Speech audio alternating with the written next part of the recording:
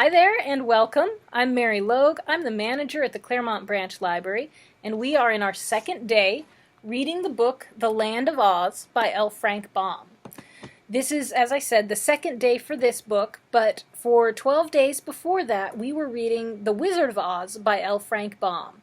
If you'd like to see any of the readings from The Wizard of Oz, or go back and see the first reading from The Land of Oz, we have created a series now on our Facebook page. So if you go to the Claremont Library Facebook page, you will see a series there called Reading Through the Wizard of Oz. And that will have a season, as it's called, for The Wizard of Oz and a second season for The Land of Oz. And that will make it easy for you to find any of the readings from either book and others as we go along. So remember, just go to the Facebook page, go to the Claremont Library page and look at the series there. You can follow it if you like. That way you'll be easily able to find any of the readings if you miss them. And it'll be an easy way to follow along with what we are reading. So into this book today, it's the second day. We'll be reading chapters 3 and 4. And if you recall yesterday, we met the young orphan Tip, who was being raised by Mombi, a wicked witch in the north of Oz. And Tip decided that he wanted to give Mombi a scare, so he built a scarecrow, a man made out of wood with a big pumpkin head on top of it, the wooden structure that he'd built, and left it in the middle of the road where Mombi would be coming down the road after shopping. Mombi sees the man that Tip has created and decides to try out a new magical powder she has, the powder of life. And so she sprinkles the powder of life on this pumpkin-headed man, and he comes to life. Now, Mombi isn't too happy with Tip for trying to scare her, so she decides that she's going to make him drink a potion that will turn him into a marble statue. And that is where we left Tip at the end of chapter 2 yesterday. So let's read chapter 3 and 4, see how Tip gets out of this and what happens. So chapter 3, The Flight of the Fugitives. Tip reflected. It's a hard thing to be a marble statue, he thought rebelliously, and I'm not going to stand for it. For years I've been a bother to her, she says, so she's going to get rid of me. Well, there's an easier way than to become a statue. No boy could have any fun forever standing in the middle of a flower garden. I'll run away, that's what I'll do, and I may as well go before she makes me drink that nasty stuff in the kettle. He waited until the snores of the old witch announced that she was fast asleep, and then he arose softly and went to the cupboard to find something to eat. No use starting on a journey without food, he decided, searching upon the narrow shelves. He found some crusts of bread, but he had to look into Mombi's basket to find the cheese she had brought from the village. While turning over the contents of the basket, he came upon the pepper box, which contained the powder of life. I may as well take this with me, he thought, or Mombi'll be using it to make more mischief with. So he put the box in his pocket together with the bread and the cheese. Then he cautiously left the house and latched the door behind him. Outside, both moon and stars shone brightly, and the night seemed peaceful and inviting after the close and ill-smelling kitchen. I'll be glad to get away, said Tip softly, for I never did like that old woman. I wonder how I ever came to live with her. He was walking slowly toward the road when a thought made him pause. I don't like to leave Jack Pumpkinhead to the tender mercies of old Mombi, he muttered. And Jack belongs to me, for I made him, even if the old witch did bring him to life. He retraced his steps into the cow stable and opened the door of the stall where the pumpkin-headed man had been left.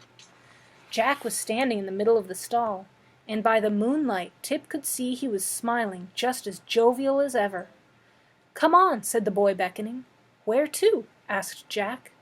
You'll know as soon as I do, answered Tip, smiling sympathetically into the pumpkin face. All we've got to do now is to tramp. Very well, returned Jack, and walked awkwardly out of the stable and into the moonlight. Tip turned toward the road, and the man followed. Jack walked with a sort of limp, and occasionally one of the joints of his legs would turn backward, instead of frontwise, almost causing him to stumble. But the Pumpkinhead was quick to notice this, and began to take more pains to step carefully, so that he met with few accidents. Tip led him along the path without stopping an instant. They could not go very fast, but they walked steadily, and by the time the moon sank away and the sun peeped over the hills, they had traveled so great a distance that the boy had no reason to fear pursuit from the old witch.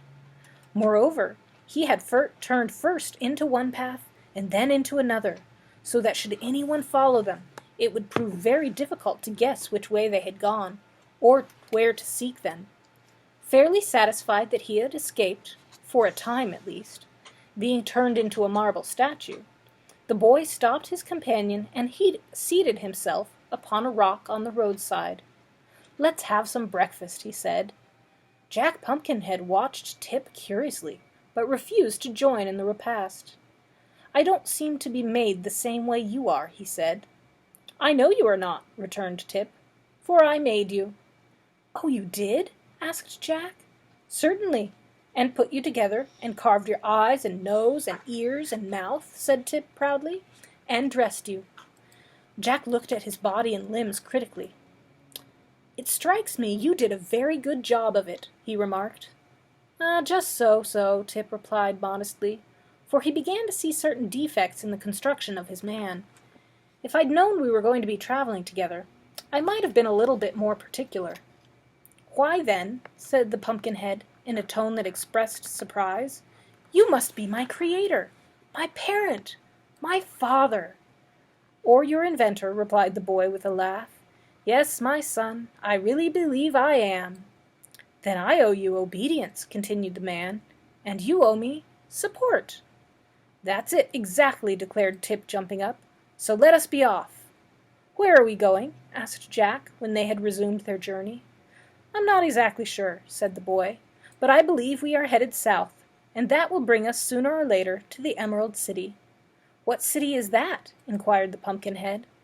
"Why, it's the center of the Land of Oz, and the biggest town in all the country.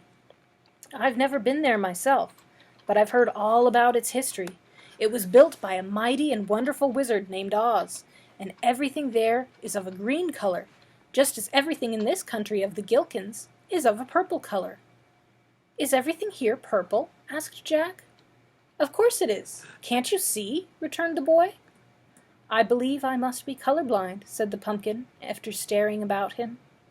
"Well, the grass is purple, and the trees are purple, and the houses and fences are purple," explained Tip.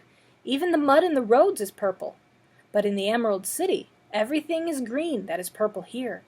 And in the country of the Munchkins, over at the east, everything is blue. And in the south, the country of the Quadlings, everything is red. And in the west, the country of the Winkies, where the Tin Woodman rules, everything is yellow."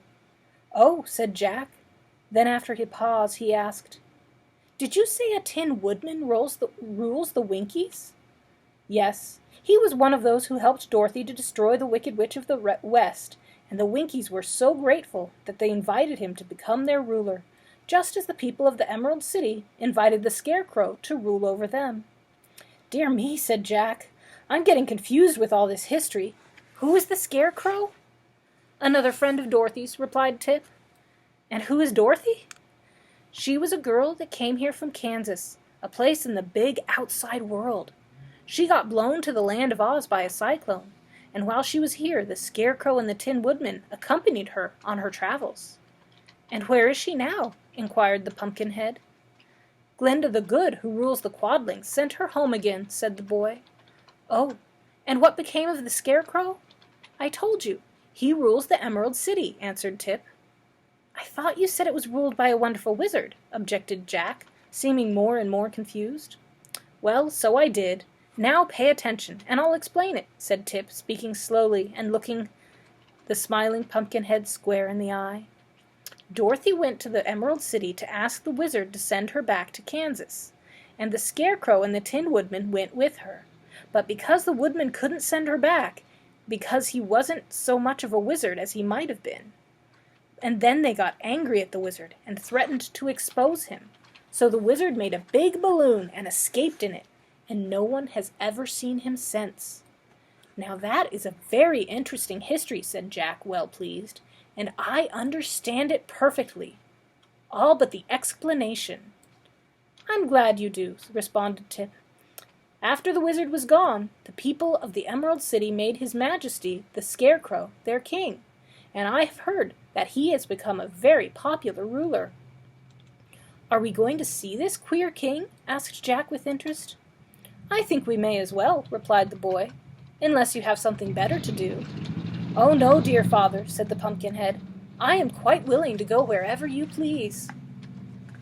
Chapter 4. Tip Makes an Experiment in Magic. The boy, small and rather delicate in appearance, seemed somewhat embarrassed at being called father by the tall, awkward, pumpkin-headed man, but to deny the relationship would involve another long and tedious explanation, so he changed the subject by asking abruptly, "Are you tired?" "Of course not," replied the other. "But," he continued after a pause, "it is quite certain I shall wear out my wooden joints if I keep on walking." Tip reflected as they journeyed on that this was true. He began to regret that he had not constructed the wooden limbs more carefully and substantially. Yet how could he have ever guessed that the man he had made, merely to scare old Mombi with, would be brought to life by means of a magical powder contained in an old pepper box? So he ceased to reproach himself, and began to think how he might yet remedy the deficiencies of Jack's weak-jointed legs.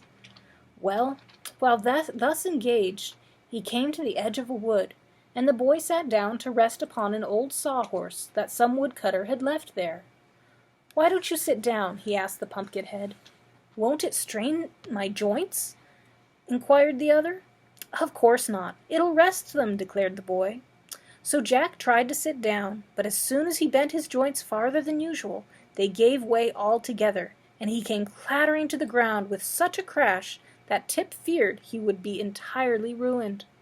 He rushed to the man, lifted him to his feet, and straightened his arms and legs, and felt of his head to see if by chance it had become cracked. But Jack seemed to be in pretty good shape after all, and Tip said to him, "I guess you'd better remain standing hereafter. It seems the safest way." "Very well, dear father, just as you say," replied the smiling Jack, who had been in no wise confused by his tumble. Tip sat down again. Presently the Pumpkinhead asked, "What is that thing you are sitting on?" "Oh, this is a horse," replied the boy carelessly. "What is a horse?" demanded Jack. "A horse? Why, there are two kinds of horses," returned Tip, slightly puzzled how to explain. "One kind of horse is alive and has 4 legs and a head and a tail, and people ride upon its back." "I understand," said Jack cheerfully. "That's the kind of horse you are sitting on now." "No, it isn't," replied Tip promptly. "Why not?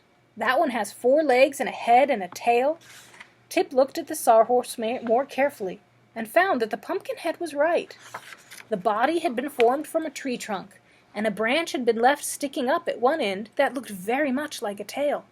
In the other end were 2 big knots that resembled eyes, and a place had been chopped away that might easily be mistaken for the horse's mouth. As for the legs, they were 4 straight limbs cut from the trees and stuck fast into the body, being spread wide apart so that the sawhorse would stand firmly when a log was laid across it to be sawed. "This thing resembles a real horse more than I imagined," said Tip, trying to explain.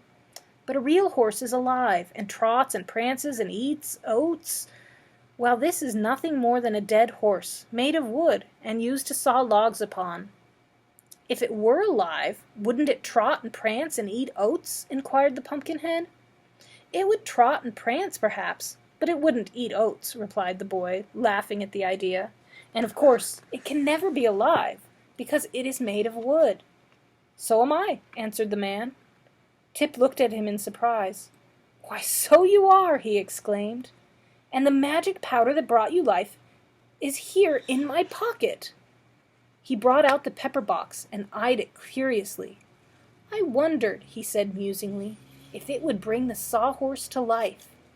If it would, returned Jack calmly, for nothing seemed to surprise him. I could ride on its back, and that would save my joints from wearing out. I'll try it, cried the boy, jumping up. But I wonder if I can remember the words old Mombi said and the way she held her hands up. He thought it over for a minute, and as he thought it over for a minute, and as he had watched carefully from the hedge every motion of the old witch and listened to her words, he believed he could repeat exactly what she had said and done. So he began by sprinkling some of the magic powder of life from the pepper box upon the body of the sawhorse. Then he lifted his left hand, and with the little finger pointing upward, said, "Way!" "What does that mean, dear father?" asked Jack curiously. "I don't know," answered Tip. Then he lifted his right hand, with the thumb pointing upward, and said, "Tay!" "What's that, dear father?" inquired Jack.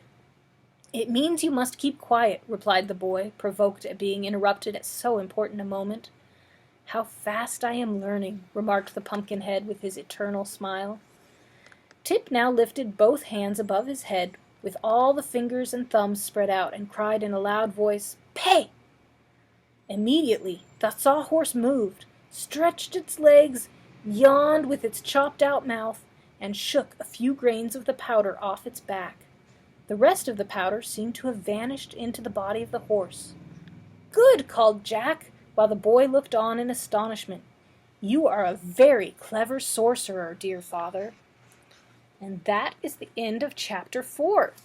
So tomorrow we will meet and learn a little bit more about the sawhorse and see how our friends continue on their journey. So I hope you will join us tomorrow again at 2. And remember, if you want, go to the Claremont Facebook page and look for the series Reading Through the Wizard of Oz to find an easy way to see everything that was read from the book The Wizard of Oz and these readings from the Land of Oz. I hope you're enjoying the reading, and I will see you here tomorrow. Until then, have a good day. Bye.